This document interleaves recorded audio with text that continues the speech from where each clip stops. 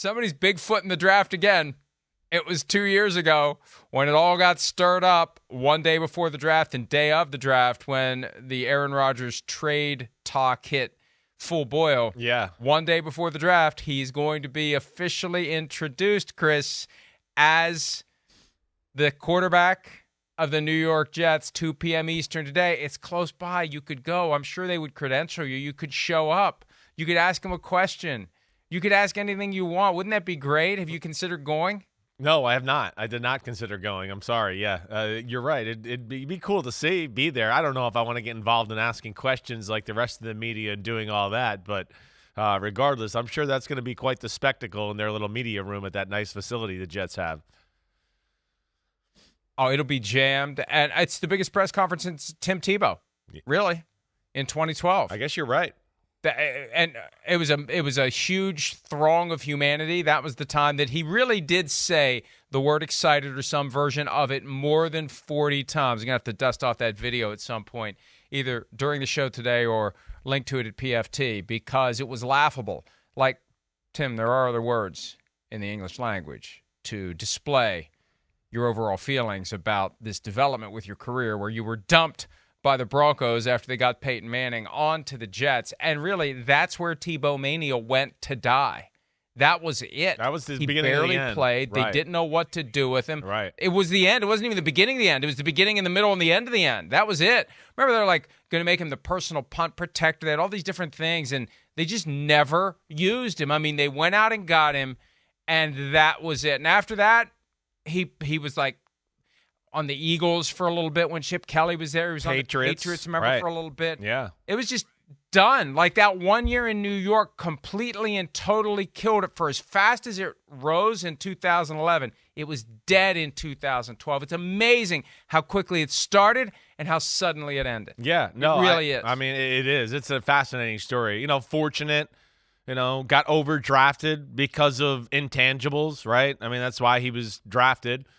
Got to a spot, got on the field, did some good things, but man, I mean, yeah, it was effort. They had to manage the game and hope they could keep it to a one-score game late in the game, and then hopefully when the defense was in some sort of prevent mode that Tebow could make some magic happen and get it down. And he did it that 2011 year many times. It was cool to see. It was. But what happens in the NFL too is, yeah, the flaws were seen as him as a quarterback there, and then he gets to the Jets and more eyes see the flaws, and then it starts to filter out in the NFL. Like, damn, hey, we can't even do individual just quarterback throw to receiver with Tim Tebow because the ball's all over the place, right? And that just goes, and then that just leads to your demise around the league.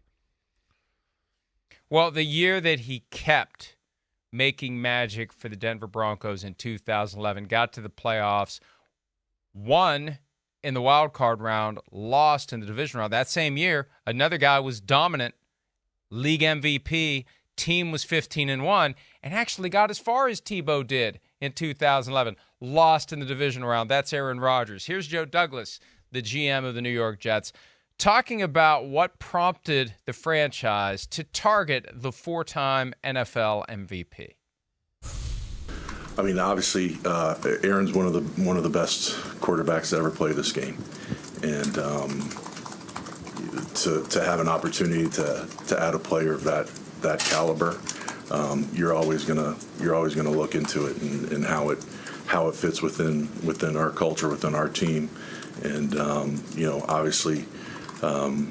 It goes back to something I said to you guys in Phoenix. It's a real credit to Robert, his staff, and what he's been able to implement with our players and with everyone here.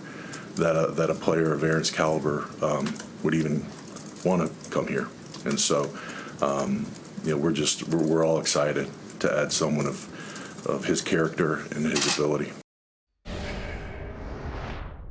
Yeah, look, the guy is a potential game changer, but there are voices out there that would say, what did he really do last year, though? What did he do to change the game when all the Packers had to do was beat the Lions in the final game of the regular season to get to the playoffs? And I thought the Packers could be very dangerous if they made it to the playoffs because it would have been more of a loose, low expectation. We said that last year. They're better off getting in as a low seed than a high seed. Weight of the world's on your shoulders when you're a high seed to justify that great season you had. And we've seen the Packers struggle as the high seed. That year in 2011, they were the 1 seed. Your New York Giants went there and stunned them en route to a Super Bowl victory by the Giants, something that the Jets have been chasing for 50-plus years. So there is a question as to how high-end he is right now. Bill Belichick's obsession, Chris, is to get a guy and get rid of him 1 year too early, not 1 year too late. Is it possible the Jets have gotten Aaron Rodgers? We're all caught up in the excitement of this. Is it possible they've gotten him 1 year too late? I don't think so. Now, listen, we're coming to the end, like we've talked about a lot here. But I do think this is one where, we're coming to the end, but this could add a little energy boost, a revival to the career, maybe make you push your limits or your limitations. Therefore, in games, practice a little bit, knowing, hey, wait, the pressure's on. Hey, wait, I'm in the AFC. Hey, wait, I'm in the AFC East. I got to thread this needle in here on 3rd and 12, and it's a little uncomfortable, but I got to do it. Yeah, in the NFC North, maybe I didn't do it because, it's the NFC North, we're going to win. Either way, I do just think the pressure of the situation being around the new guys is going to up his game, like we talked about a little bit yesterday, and hopefully within that take away some of the conservative nature that's bothered, I think, both you and I. And I think that's, one of the good things here too. Brady went through the same thing and from New England to Tampa, if you don't remember. And that last year, it was not great for Brady in New England. He got to Tampa, right? That's when no risk it, no biscuit became a thing. He's got to throw the ball down the field. He's got to hang in there. And, that pressure, that situation then made Brady one of the best down the field throwers in football for a few years here.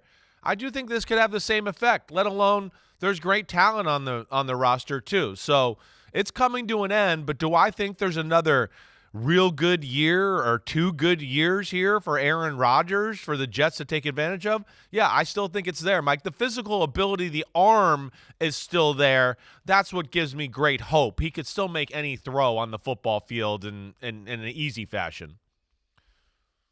Well, you've answered that question as to whether or not he can still be a top quarterback. Joe Douglas, the Jets GM, was asked that same question yesterday. Let's have a listen to what he had to say in response. Obviously he's not very far removed from back-to-back MVPs. You still have someone that maybe didn't play at 100% throughout the year, but still performed at a high level. And obviously he's going to be able to come in here, and his relationship with Nathaniel, his relationship with some of the other players that are on the team, we feel like it's obviously it's an adjustment when you're somewhere for 18 years, but feel like with the people that we have in place, he can get comfortable quickly. He wasn't at 100% last year because he had that thumb injury that was suffered in London in the game against the New York Giants, where I think that was the first time during last season where I thought, boy, the Packers may really be not what I thought they were going to be. Right. Because I had them going to the Super Bowl against the Kansas City Chiefs last year. I thought they were going to be as great as ever. I thought it was going to be another MVP caliber season for Aaron Rodgers. There's the play during which he suffered that thumb injury. It bothered him. He played through it. He talked about it a lot. That's one difference between him and other quarterbacks. Other quarterbacks, not all, but others will not talk. Like Tom Brady would never talk openly about an injury. He just won't. That's part of the Patriot way that's in his DNA. But we knew about the thumb injury. It would get better, it would get worse, but it lingered through much of the season. And look, the Packers came on strong late, whether it was Rodgers getting healthy, whether it was the young receivers finally getting comfortable with him getting comfortable with them. Christian Watson particularly really took off second half of the season. But it's a calculated risk by the Jets, and let's not overlook the basic fact that it is a business. You want to sell tickets. You want people to show up. No shows hurt because then people aren't there to buy the overpriced food and beverages and merchandise and parking. You want them to buy tickets. You want them to be there. You want them to buy jerseys with the number 8 he'll be holding up today, his new number. You want all that excitement. You want the primetime games. Winning is secondary to the business of the sport. And when was the last time anybody cared about the New York Jets? They haven't been on NBC since 2012, the butt fumble game. It's been 11 years since we had an NBC game featuring the New York Jets. So that's all part of it too. And yeah, the football people want to win. The business people want to win in a different way. And that end of it will be taken care of from the moment he walks through the door. The question is, will it be excitement all year long? Or will it be like the Russell Wilson thing in Denver where we've got all these standalone games and we're like, oh, God, we got to see the Jets again? Yeah, I'm going to bet it's excitement. I am. The defense, that defense is not going anywhere in my opinion. You know, whether it's the number 3 defense in football again like it was last year, I don't know about that, but it's going to be damn good. There's talent across the board, and they got young guys who are only going to get better from where they were in year 1 to year 2 or year 2 to year 3. So I expect more of that. Now, you know, again, like we talked about yesterday, the AFC East, it's brutal, right? It is. But, you know, as far as you explained it right, there's a lot of reasons why you want Aaron Rodgers. I think still the number one reason is he was the number one guy out there on the market. He was the number one guy there to be had. I know we had Derek Carr and Jimmy Garoppolo as other options, but I don't think anybody could take you as high as Aaron Rodgers when he's at his best. I don't. And then I think, you know, with, injury last year, certainly, you know, not being there with the rookie receivers, that was his fault, definitely, not giving them a free pass. But I think a lot of that led to, you know, the disappointing year, let alone, you know, the disappointing playoff finishes the year before that. I think it just kind of hung over the whole team. They were a little bit just exhausted and beat down to a degree. But that's where, you know, I think like what Joe Douglas was saying a minute ago. You know, first off, credit to him, the talent of the roster. The roster was good enough that where Rodgers went, ooh, wait, I'd go there. I think it could work, right? So that says something about where they got, you know, where he talked about Robert Saleh, the energy in that building. I've been in there during training camp. It's real. It's got a great feel. They love the atmosphere there, the players. You can tell that.